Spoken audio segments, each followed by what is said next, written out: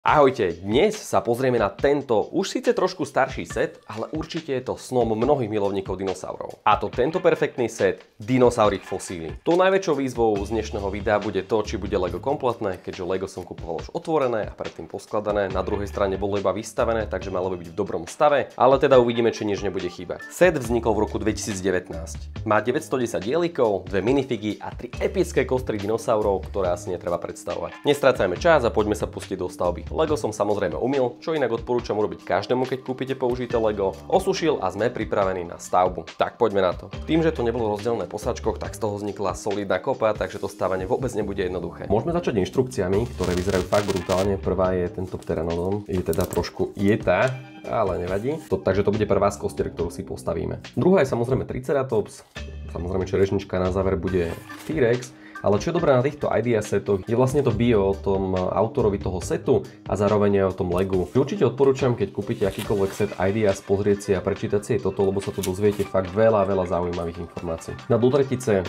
tie inštrukcie vyzerajú fakt nádherne, už sa teším, keď to bude hotové. Takže už máme hotovú prvú figurku, a to archeológa. Celé mi to pripomína takého archeológa možno z 30. rokov, a ktorý ste videli Múmiu jednotku, aj v podstate aj dvojku s Brendanom Fraserom, tak strašne tomu dáva taký feeling jeho, takže veľmi sa mi tá figurka páči. No a sukne doplnky v podobe tejto bedničky, kde si je plno nástrojov, nejaké vajce, kostra. Právnemu archeológovi patrí lupa, takže toto hodnotím naozaj super. Zistujem, že buď som slepý, alebo to tu fakt chýba. Má tam byť ako doplnok taký červený hrnček, ktorý tu nikde nevidím, takže dúfam, že ho ešte niekde nájdem. Ale skôr si myslím, že sme našli prvú vec, ktorá nám v sete chýba.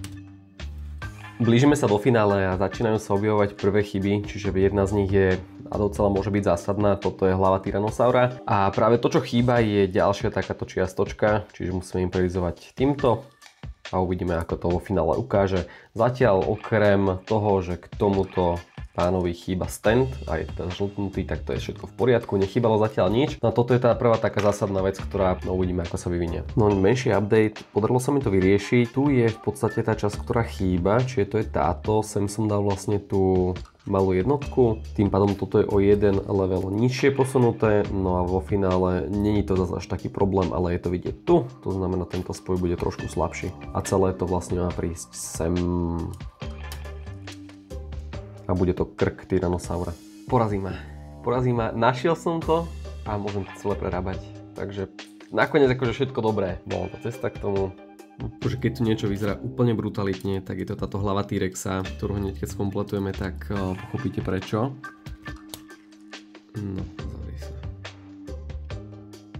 Ako jedno z najkrajších vizuálne liek, ktoré som kedy staval, no a keď to skompletujeme sem, tak vlastne máme hotového T-Rexa.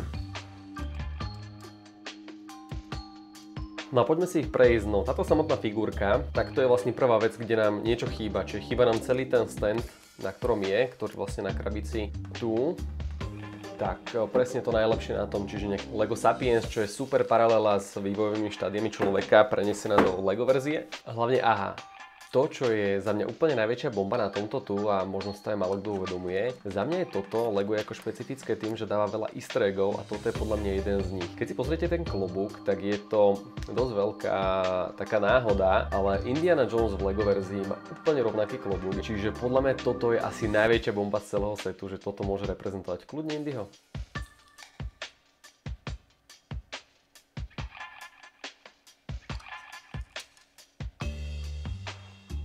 Privítajme Rexika. Keď sa na to pozerám, tak mi uklopla slzička nostalgie. New York, prírodovedné múzeum a film Noc múzeu. Ikonická rola Bena Stillera a ešte ikonickejšia kostra T-Rexa. No a neskôr vám prezradím, či zrovna táto v noci ožíva tiež. Celá kostra T-Rexa vyzerá úplne perfektne a dá sa upravovať do rôznych póz, takže keď vás nejaká omrzí, viete ju ľahko vymeniť a v každej bude vyzerať hrozivo. Kto by nechcel mať na poličke vystavenú ikonu dinosaurieho sveta? Reálnu lebku síce nie T-Rexa, ale Turbosaura, akože vyzerali vraj skoro úplne rovnako, mal v dome vystavenú napríklad Nicolas Cage, ktorý vo svojom prime time v roku 2007 vyhral v aukcii v Beverly Hills za $276,000, keď za ňu ponúkol viac ako Leonardo DiCaprio. Radosť mu trvala iba pár rokov, keď ho úrady v roku 2014 vyzvali, aby lebku vrátil, keďže sa preukázalo, že bola nelegálne prepašovaná z Mongolska. Ale nebojte, s Legom sa vám toto určite nestane. Ďalej tu máme tohto krásneho Triceratopsa, ktorý je fakt perfektne prepracovaný, hlavne celá tá časť okolo tej hlavy, ale aj samotná kostra ako taká je v podstate tvarovateľná, čiže tiež sa dá meniť do rôznych tvarov a jedná sa tým pádom o jedného z najznámejších bylinožravcov. Takže vedľa toho T-Rexa tvorí fakt dobrú dvojku. No. A toto je druhý problém tých dinosaurov, že sú sakra krehkí. Na tú tretice tu máme Pteranodona, obrovskú skamenelú lastovičku. Spomedzi tých troch mi príde najslabší, no ale na druhej strane tieto vtákojaštery toľko kosti nemali. Tým, že na padičke dá sa tvarovať a vďaka krídlam, tak tie polohy vyzerajú naozaj dobre. No a túto trojku dotvára úplne so cťou.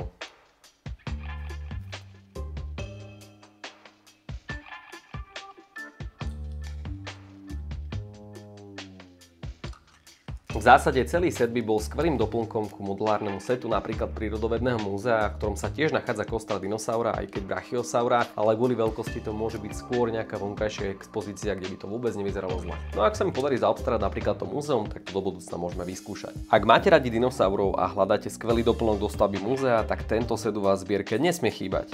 Zabaví, naučí a ešte aj skvelo vyzerá. Ako som spomínal na začiatku, set vyšiel v roku 2019 cenovkou okolo 60 €. Dnes sa už však kúpiť nedá a priemerná cena na Briglinku za zabalený set s krabicou v dobrom stave je okolo 70 €, čo je stále dobrý deal. Alebo varianta druhá, že ho kúpite tak ako ja, rozbalený za trošku nižšiu cenu, ale musíte rátať s tým, že tam budú nejaké komplikácie, ako v našom prípade. Dajte nám do komentárov vedieť, akého dinosaura by ste brali najradšej vy. Nezabudnite kliknúť na odber a dať zvonček, aby vám neušlo žiadne ďalšie video. Lego zdar!